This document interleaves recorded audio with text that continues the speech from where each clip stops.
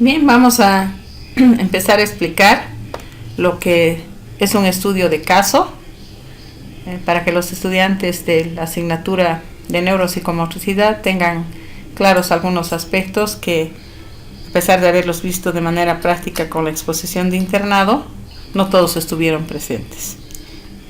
Además de complementar este audio con la lectura en extenso que tienen del documento, podremos aclarar en las clases algunos aspectos que queden inconclusos. Bueno, importante colocar una carátula donde figure el título de informe final correspondiente, en este caso, al niño cuya denominación solamente va a implicar el uso de iniciales o solo el nombre o solo el apellido. Luego, la institución en la cual estamos trabajando, por ejemplo, Centro Poconas, Centro de Investigaciones en Neurodesarrollo, Universidad San Francisco Javier, o por ejemplo, en este caso, no colocar nada, sino el niño pertenece a un domicilio particular, y solamente colocar en ese caso el nombre de las terapeutas, el apellido, que debe ir, como verán, en orden más bien inverso, colocar primero el apellido correspondiente, paterno, materno, y luego los nombres en orden alfabético. Es decir, si mi compañero apellida López Laura Jimena, ¿no? Debe ir antes que Zabaleta Mercado José. De manera que hay que ordenar de manera alfabética para facilitar el proceso de la calificación. En cuanto a contenido, tiene una parte introductoria donde se van a presentar el caso 1 y el caso 2 por separado, ¿no? Quiere decir que hay que presentar los datos generales del niño 1, hablando de su edad, hablando del sexo del niño y hablar de los antecedentes médico-diagnósticos según la ficha de riesgo o según la historia clínica o los reportes de los padres, haciendo una descripción breve del lugar donde vive o del centro de acogida. En el caso del niño 1, de su domicilio particular, con quienes vive, con quienes está criándose el niño. Por separado, colocar el niño 2. Y acá diríamos que es importante que se pueda aclarar que el niño 2 corresponde a un centro de acogida en el cual hay características especiales, a qué sala pertenece, si es en el centro de neurodesarrollo, con quién concurre a las terapias, y que se note claramente con un subtítulo: datos generales del niño 1, antecedentes del niño 1, y luego los antecedentes y datos del niño 2. Abajo va nuevamente el nombre de los terapeutas en la hoja, y en el punto número 2 empezaríamos con la fase diagnóstica.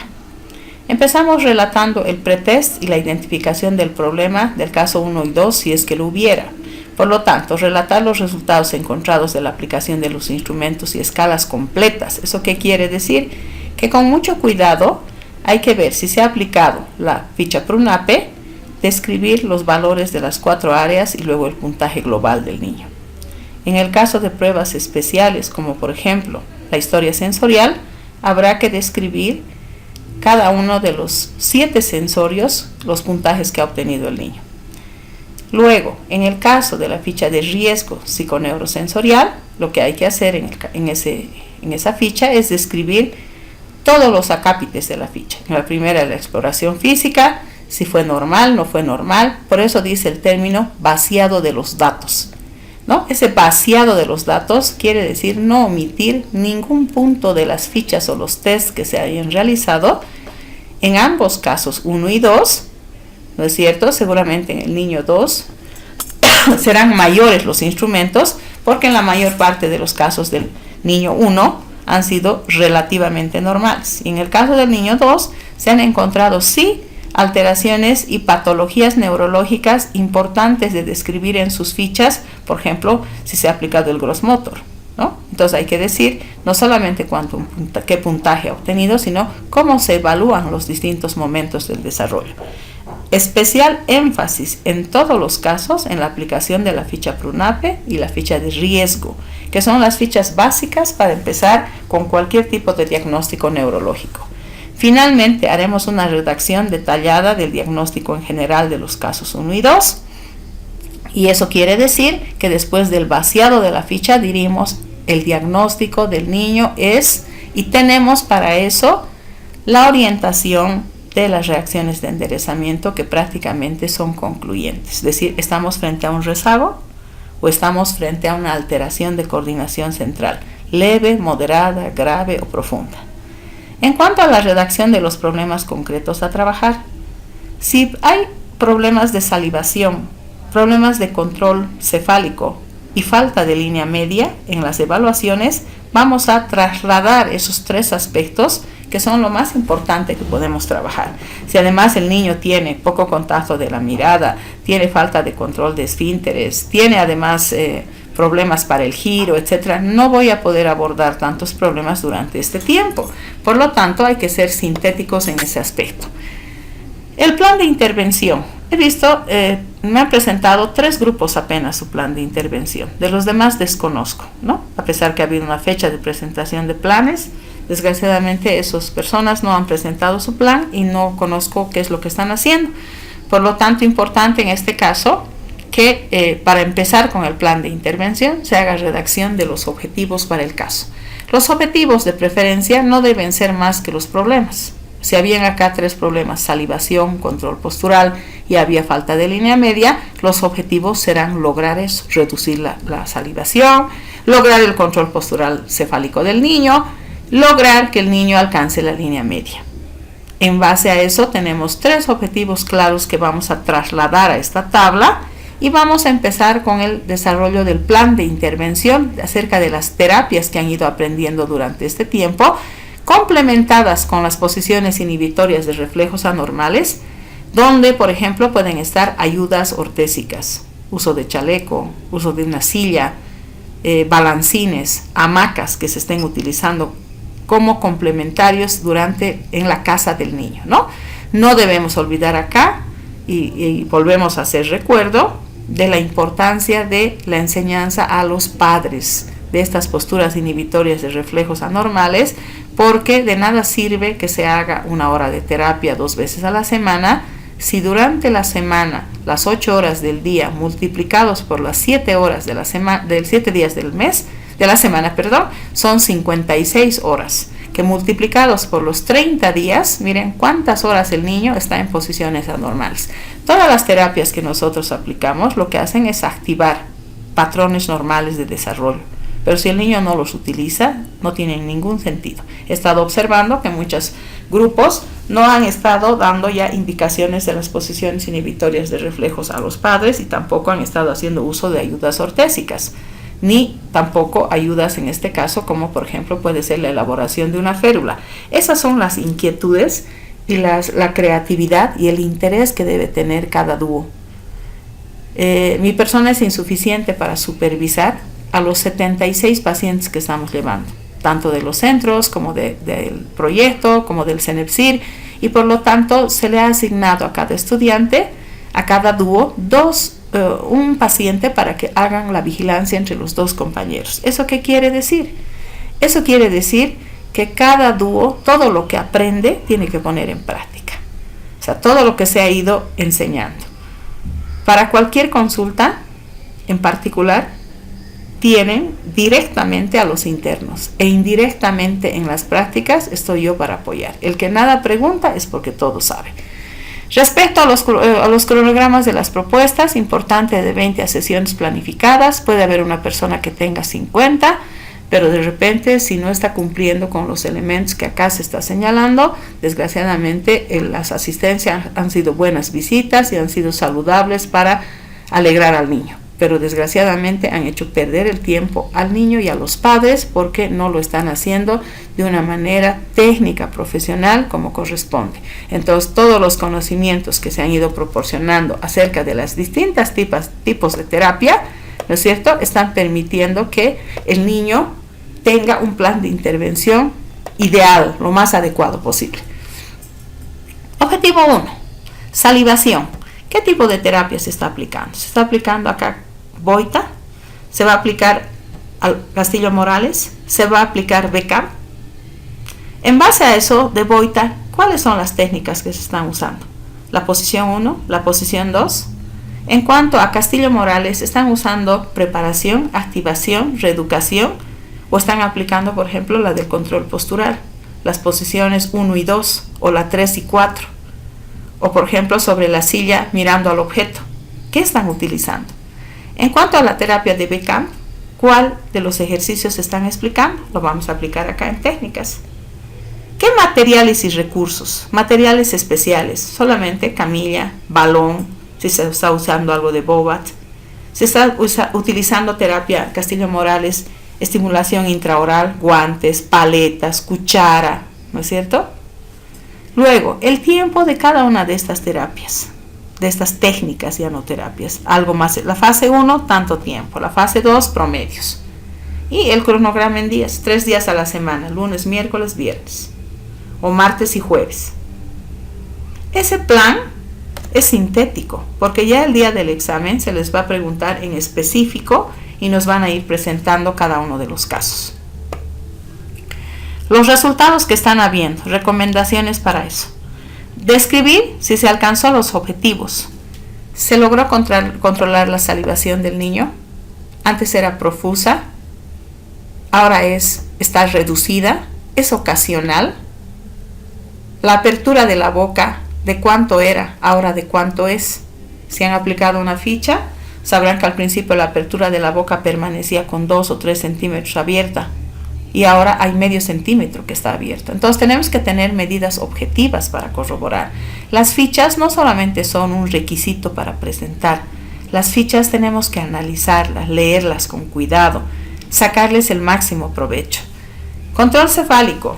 El control cefálico era deficiente, el control cefálico era bueno, ahora es muy bueno. ¿En qué posiciones es mejor?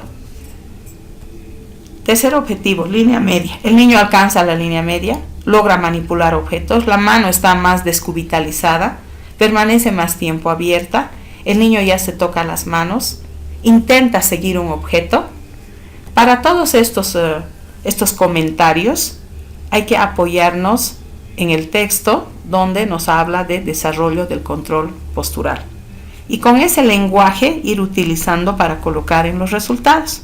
Finalmente, en las recomendaciones, mencionar qué aspectos o sugerencias se deben tomar en cuenta para mejorar la intervención con el niño 2 y resolver los problemas que aún quedan, porque ahora quedan nuevos problemas. La niña ya logró tener el control cefálico, pero todavía no hace cruce de la línea media. Recomendamos se trabaje en cruce de la línea media y se enfatice las posiciones 2 y 3 de Boita. La niña ya no saliva, sin embargo no está masticando, se recomienda terapia alimentaria. Los estudiantes del internado en la anterior gestión, en la anterior rotación y los de en esta rotación van a volver a reforzar esos temas y los anteriores ya lo han hecho.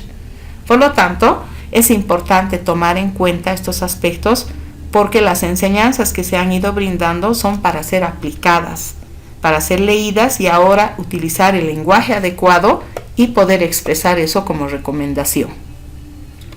En concreto, ¿qué se recomienda? 2, 3 recomendaciones. Y finalmente la bibliografía. ¿Por qué digo que hay que citar libros y fuentes de internet?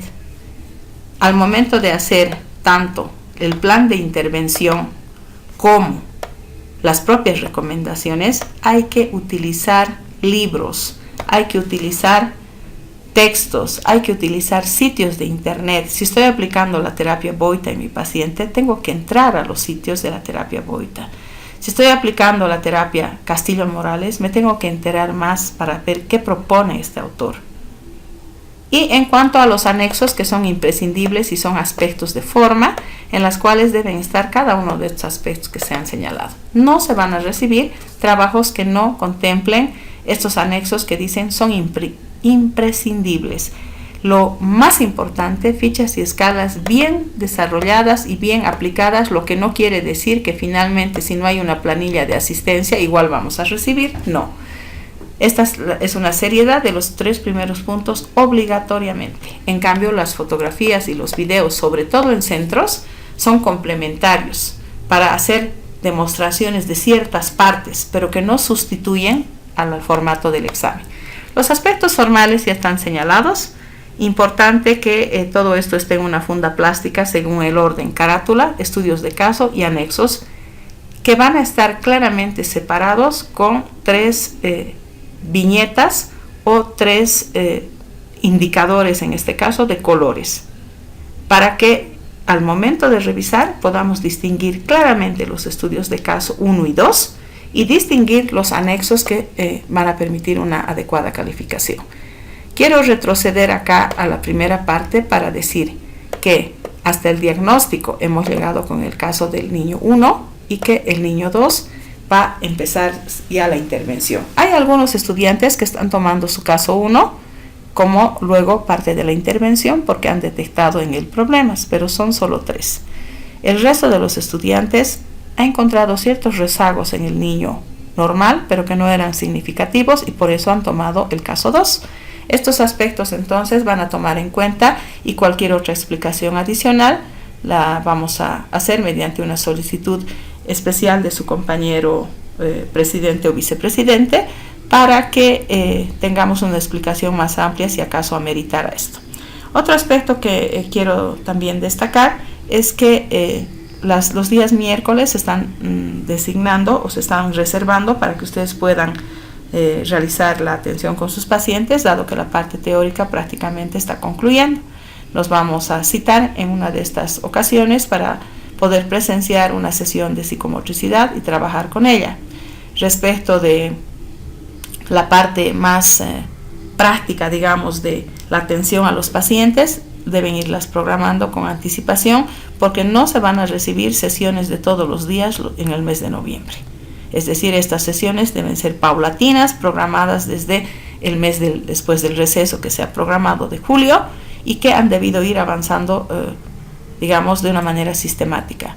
¿Qué quiero decir con eso? Que calificaciones y escalas que se hayan tomado en este mes y tratamientos acelerados e intensivos durante el mes de noviembre no tienen ningún resultado en el niño, porque es como si a un niño con desnutrición se le quisiera alimentar en 24 horas todo el peso que le falta y la talla que necesitamos mejorar. Eso no sucede así. Lo mismo es en el sistema nervioso. Hay un tiempo de procesamiento, de aprendizaje, y eso implica tiempo. Por tanto, se están reduciendo a los días lunes y a las actividades del ciclo que habíamos pedido que tengan un poco más de seriedad para asistir a estos, ¿no? No son obligatorios, por lo tanto, las personas que no desean asistir tienen la libertad para abstenerse de perjudicar a que entren otras personas que de pronto estuvieran interesadas. Les agradecemos su atención y bueno, estamos pendientes de cualquier consulta y pregunta que tuvieran al respecto.